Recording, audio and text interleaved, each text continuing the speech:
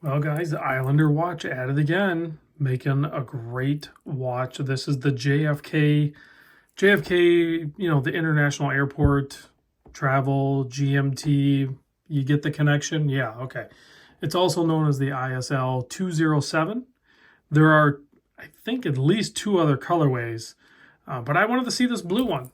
I don't know why. When I was at the Worn and Wound wind-up show, the blue one just kind of resonated with me.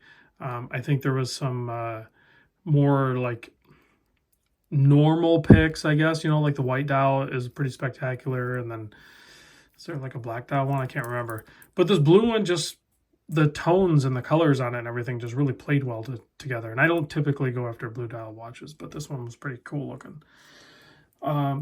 Price point. It's Islander watch, guys. Super affordable. I think snapshot in time, link in the description. It's on sale for like $369. So this is well under $400, and it is spec heavy. Let me show you. So the case on this, I measure 42.2 millimeter wide, very like MM200 reduced kind of look to it, the style of case. 48 millimeter lug to lug drilled lugs, signed, oversized crown. It is 14.8 millimeter thick, double dome sapphire crystal up top. 20 millimeter lug width. Bracelet tapers down to 16, making it very comfortable. And upgraded clasp system there. I love that milled with the Islander branding there. And a ton of micro adjust, 6 to be in fact. So well done on that. Sticking with the case back, thank you very much. I think that's wise. That's a really good looking case back, and it's very smooth on the wrist. Now check out that shape of that crown. That's a fun oversized crown at 8 millimeter. No crown guards blocking you. Very easy to access, very easy and pleasurable to use. The other thing that's really cool on this is a bi-directional bezel. Stainless steel insert. Very smooth in both directions.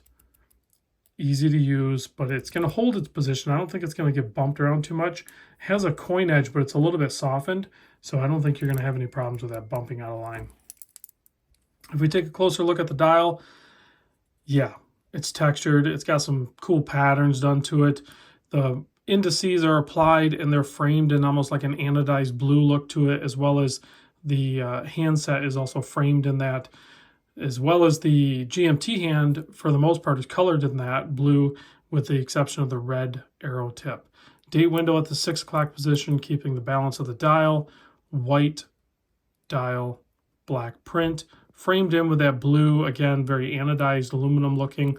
And then you have that inner chapter ring there with the 24-hour markers on there. So you can truly keep track of a time zone on the dial and on the 24 side and on the bezel. And then, of course, you have your standard three-handed movement, keeping track of your 12-hour time. So you can track 3 time zones. That's my point. I think I covered everything. What's my time? 3 minutes.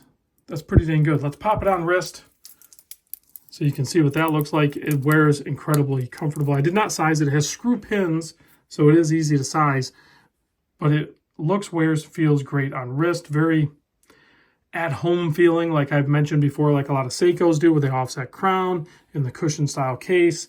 So a lot of those vibes are captured here in this watch as well, and that is a good thing, because like you, I am also a Seiko fanboy, which means when you have a watch that is taking its inspiration from those cases, then you can, for the most part, be a fan of this watch too. Let's give it a quick blast with the UV light. Let's check out the lume, shall we? As I hit the studio light, it's a torch. It's almost too much on the camera. It's not too much in real life. There's no such thing as too much lume.